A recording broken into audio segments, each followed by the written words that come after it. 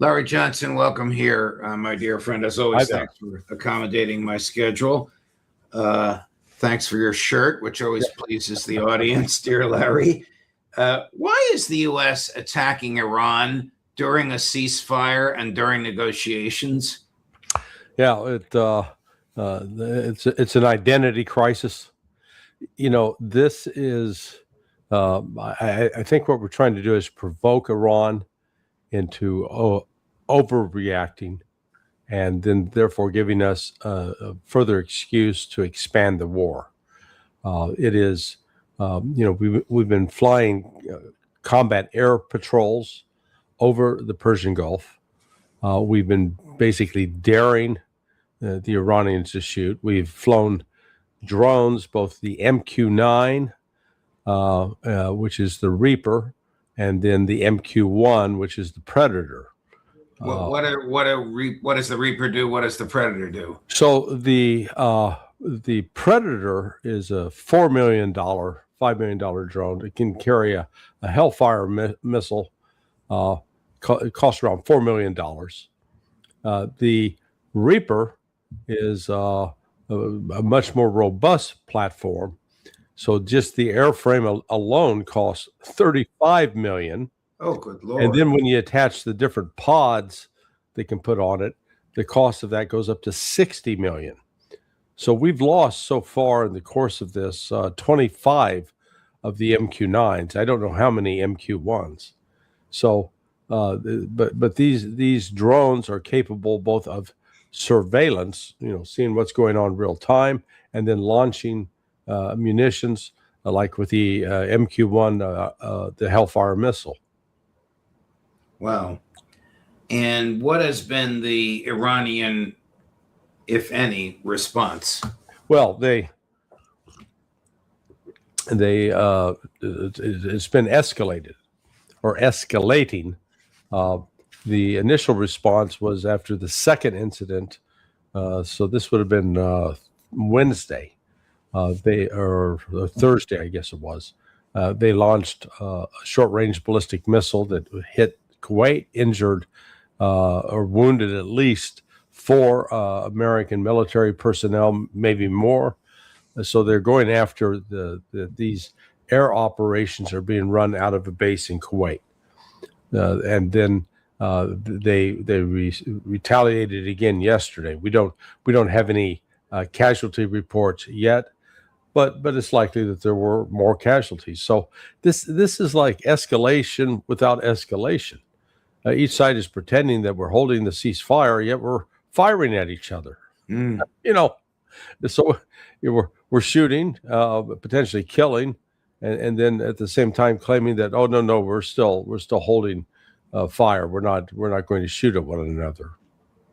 So the ceasefire was, at least in theory, Larry, correct me if I'm wrong, agreed to by the president himself.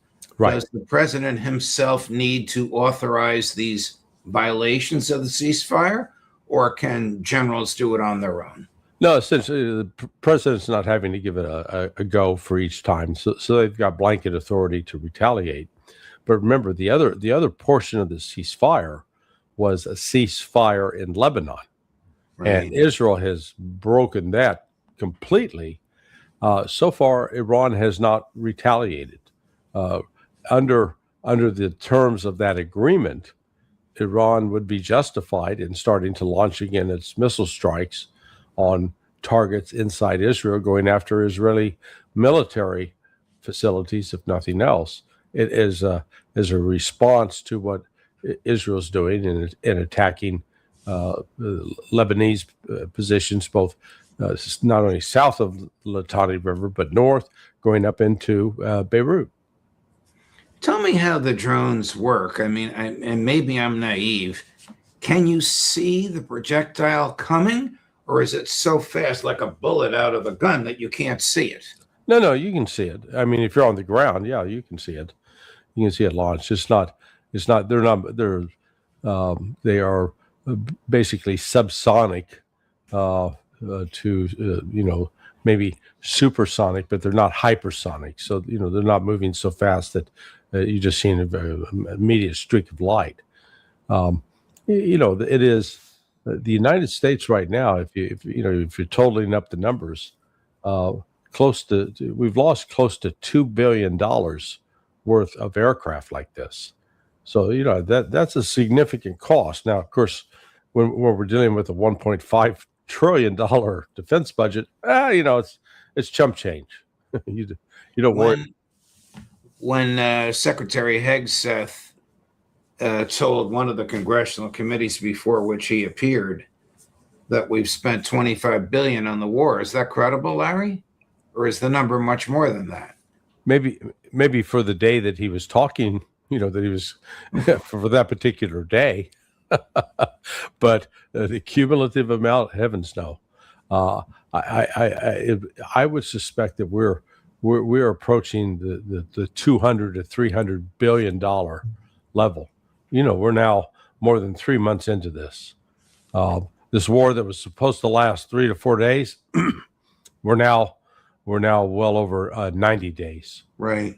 How do these 40, 50, $60 million drones compare to the inexpensive ones that Iranian civilians are making in their garages?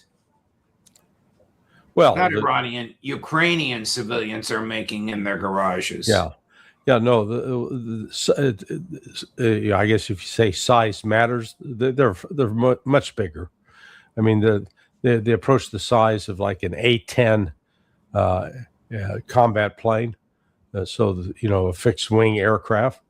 The Garand drones, the Ukrainians are making those in their basements, but the Garands themselves, would be a third the size of what these are.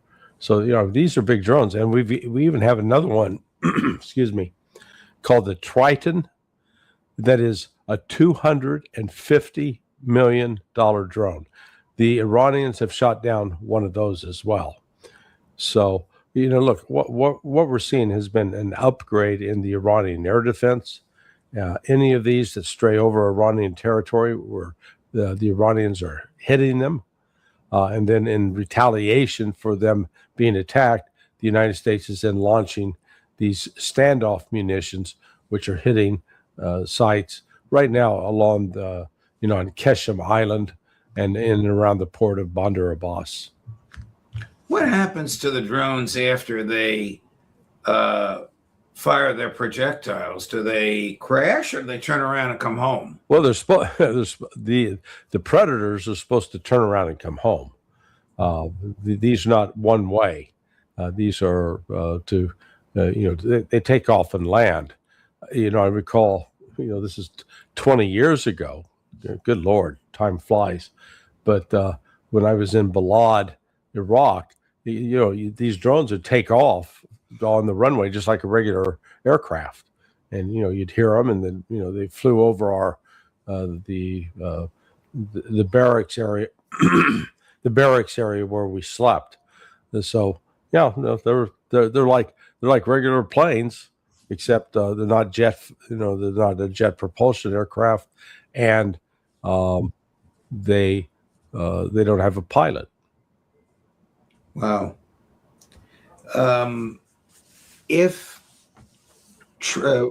What is the level of Iran's retaliation? Did they? Oh, you told me that they probably injured some Americans. So forgive me for repeating that. Where do negotiations stand today? Are they actually going on? So that the Americans talk to the Pakistanis, who talk to the Omanis, who talk to the Iranians. Is that the way it works? Yeah, so the Pakistanis are still playing the role as a mediator, intermediary. Their position hasn't changed. It's a lot of the reporting is suggesting that there's some back and forth with Iran adjusting its proposal, and then the latest was that Donald Trump made changes and sent them back, and these changes were, dealing with issues such as the U.S. getting access to the enriched uranium that Iran still retains. And, I don't see, Iran's going to look at what he sent, and they're going to send back a reply that's basically saying, we haven't changed our position. According to, as you quoted Robert Barnes with Alistair Crook, and what Robert has heard from, because he does have contacts within the Trump administration, that it's Trump who's, almost having a temper tantrum and then sending back, oh, no, we're not going to accept that, even though those were conditions that were negotiated. If the United States wants a pledge from Iran that it's not going to develop a nuke, they would get that. But actually, I have now heard, and I expect trying to get confirmation of that later today, but that there was a message that the Pakistani foreign minister delivered directly to Marco Rubio on Friday. And it was basically the possibility that Iran will do a demonstration with a nuclear weapon. Now, does that mean it is a nuclear weapon developed by Iran, or does it mean it's a nuclear weapon that was given to Iran by, say, Pakistan or North Korea? I don't know the answer to that. But that if this continues to escalate, because it is escalating now, even though the U.S. military is not on its highest alert status. I noticed over the weekend, people who normally would be in working 24/7, they were on call. So right now we're in somewhat of a hiatus, but I think we'll see this week that I think this situation is going to heat up, and I think it's highly likely we could be back in the full-blown exchange of, we're launching planes that are launching munitions like the Tomahawk and the JASSM that are attacking sites inside Iran, and Iran will be retaliating with ballistic missiles.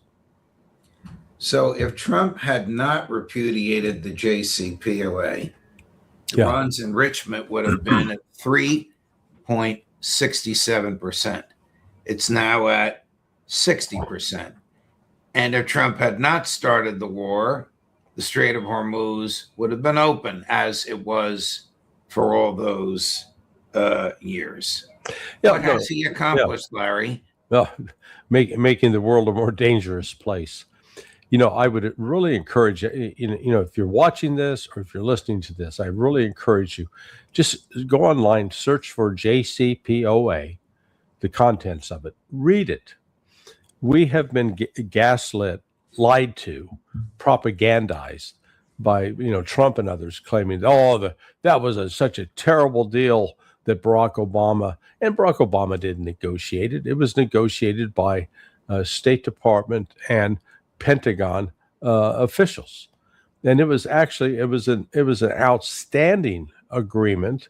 You could criticize it that it was limited in time. They had I think it was a 10-year limit on it, but it was very rigorous, and it allowed for inspections, and it actually, you look back on it, it's surprising that China and Russia agreed to such onerous terms. Iran basically accepted a very rigorous regime allowing IAEA inspections. And then, they'd say, and we gave them this money, $150 billion. It was their damn money. Right. This was money the government of Iran had already paid to U.S. military corporations, to the U.S. government, for weapons deliveries that were never made. And so, they're fully entitled to get that money back. It's not like we were facilitating, quote, terrorism.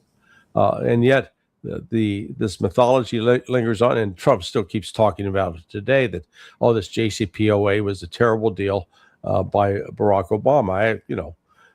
I'm not a big fan of Barack Obama, but you got to give him credit. They actually did negotiate a deal that had international agreement. The Europeans were on board with it, Russia, China, as well as the United States. And it actually imposed significant restrictions on Iran. It was only when Trump tore up the agreement, walked away from it, the Iranians said, okay, we're going to start enriching uranium up to 60% in a way to try to get the U.S. attention.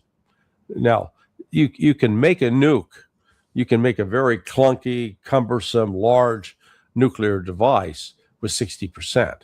It's really not practical. But it was a sign to the West that, look, your actions are now making the world more dangerous. Let me take you back to what you said a few minutes ago about Iran testing. Are you talking about testing a nuke or testing something as if it were a nuke? No, setting off a nuclear device. Meaning Iran has a nuclear device. That's what we're trying to clarify right now with the source. Pepe and I are both involved. We'll probably have some news on that maybe later this afternoon or later today on the East Coast time. But it's not clear if Iran itself has built one or if it has been given one. Well, Larry, this is profound breaking news. We haven't heard this from any other source. Right. Yeah. Will you be in a position to confirm or modify or retract or whatever later today? Yes. Yeah, I hope so. That's what we're working on.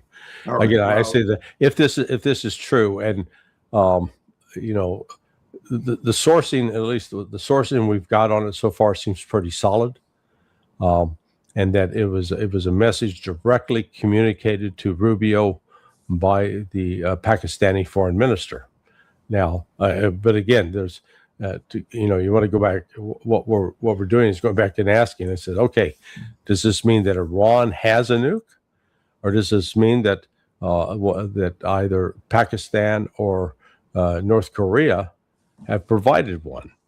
That it will be used, it'll be if what we're hearing is true, it'll be detonated in a way to send off the message to both Israel and the United States. Okay, we're into a new phase. So this is look,